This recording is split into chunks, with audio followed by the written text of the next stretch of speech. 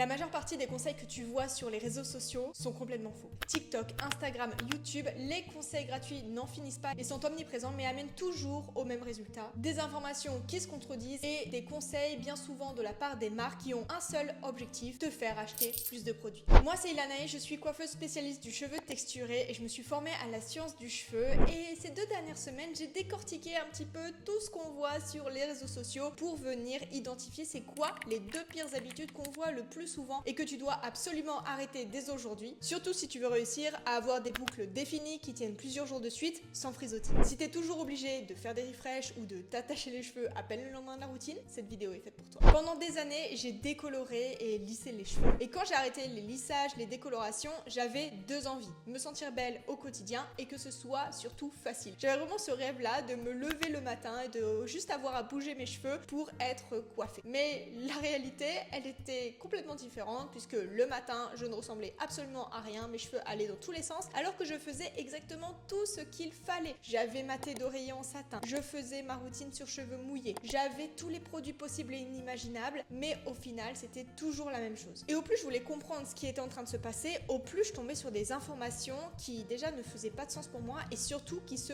contredisaient. Alors j'en ai marre et j'ai décidé de me renseigner sur la science du cheveu pour faire les choses avec logique et pour avoir des informations fiables tout simplement parce que j'allais avoir les sources scientifiques. D'ailleurs, je t'en avais parlé dans cette vidéo, je te mets le lien en description. Alors aujourd'hui, c'est parti, je te fais la liste des 2 erreurs que je vois le plus souvent et que tu dois absolument arrêter de faire. Toujours faire ta routine sur cheveux trempés. Et oui, je sais, on voit toujours cette habitude sur les réseaux sociaux, mais laisse-moi t'expliquer pourquoi ce n'est pas une bonne chose. Parce qu'il y a un mythe qui circule beaucoup, c'est que l'eau hydrate le cheveu. Si t'as le bruit du scrunch, ça veut dire que tes cheveux sont hydratés, c'est complètement faux. En fait, ça veut juste dire que ton cheveu est mouillé et gorgé d'eau, comme le ferait une éponge qui est gorgée d'eau. Mais pourquoi c'est une erreur alors qu'on voit ça partout? Faut que je te rappelle la composition du cheveu. Le cheveu est composé de cuticules qui viennent protéger le cortex et la moelle. Ces cuticules sont comme des écailles de poisson qui viennent recouvrir les unes les autres et elles déterminent notamment la porosité des cheveux. Et si ces écailles sont là, c'est pas pour rien. Elles sont là pour venir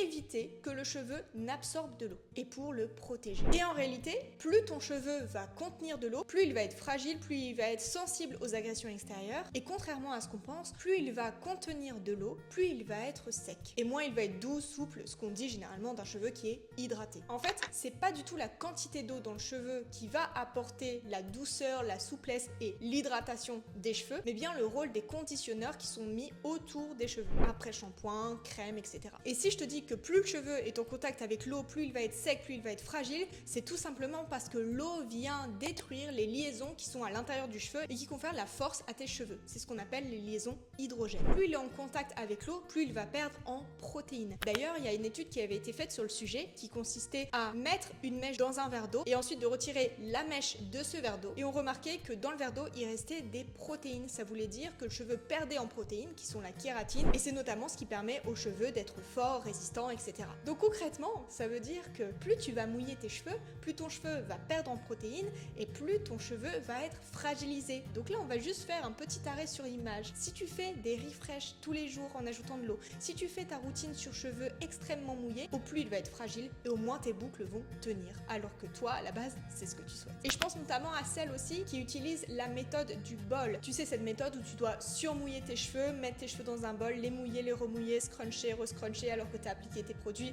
Bref, surmanipulation maximale. Si tu surmanipules tes cheveux alors que ton cheveu est trempé, c'est encore pire, ton cheveu va être encore plus fragilisé. Et on rentre vraiment dans un cercle vicieux parce que plus tu mouilles tes cheveux, plus tes boucles vont se détendre, plus tu vas avoir envie de les reformer, donc de faire des refreshs, de les remouiller, etc. etc. Oups. La deuxième erreur que je vois beaucoup, c'est surmanipuler tes cheveux quand ils sont trempés. Et c'est en lien avec la première erreur parce que le cheveu est plus fragile quand il est en contact avec l'eau. Même si tu vois beaucoup de tutoriels qui montrent la méthode du bol, tu as peut-être trouvé ça génial aussi parce que ça t'évitait d'avoir un effet poisseux. En fait, la méthode du bol, elle est juste là pour effacer un problème de mauvaise gestion du dosage, mais elle ajoute en fait un autre problème qui est de fragiliser tes cheveux davantage. Et en fait, la plupart du temps, si cette méthode fonctionne, c'est parce que l'eau vient diluer le produit que tu as sur tes cheveux. Donc ça vient effacer le problème de mauvaise gestion du dosage, parce que c'est ça, hein, si la méthode du bol fonctionne pour toi et que tu n'as pas les cheveux poisseux, c'est parce que ton produit est dilué et est mieux dosé, mais ça vient ajouter un autre problème qui est que ton cheveu est toujours plus fragilisé quand tu fais ta routine. Et c'est ce qui explique aussi pourquoi tu traînes depuis des mois, voire des années années cette problématique de tenue des boucles. C'est vraiment indispensable que tu fasses très attention quand ton cheveu est mouillé. Il faut vraiment que tu le considères comme de la soie. Donc ça sert à rien de scruncher entre chaque étape dans ta routine, ça sert à rien de démêler tes cheveux à fond, etc. Tu fais pire que mieux. Il y avait une étude qui avait été faite sur le sujet. Entre un shampoing fait doucement et un shampoing fait de manière assez énergique, on va dire, avec ensuite un démêlage sans après-shampoing et ensuite un séchage avec une serviette. Par rapport aux cheveux qui avaient été manipulés doucement avec le démêlage, avec l'après-shampoing, shampoing fait doucement et un essorage délicat, le résultat avait été sans appel. Les cheveux qui avaient été surmanipulés sur cheveux trempés étaient beaucoup plus endommagés que les cheveux qui n'avaient pas subi tous ces traitements. Et si tu fais partie de celles qui démêlent leurs cheveux sur cheveux humides, mouillés et qui n'utilisent pas d'après-shampoing, je te mets une autre étude qui avait montré à quel point le cheveu était fragilisé entre un brossage fait avec un après-shampoing versus sans après-shampoing. Ça pose d'ailleurs la question, est-ce que c'est mieux de démêler ses cheveux à sec ou alors sur cheveux mouillés? Eh bien moi je te recommande au maximum de démêler tes cheveux à sec si c'est possible, parce que ton cheveu sec va être moins fragile qu'un cheveu mouillé, mais si bien évidemment t'es là à tirer un maximum tes cheveux parce que t'arrives pas à démêler quand ils sont secs, eh bien je t'invite plutôt à utiliser un après-shampoing sur cheveux humides et démêler tes cheveux en douceur. Voilà pour les deux erreurs que je vois passer le plus souvent sur les réseaux sociaux qui t'empêchent d'avoir des boucles définies qui tiennent,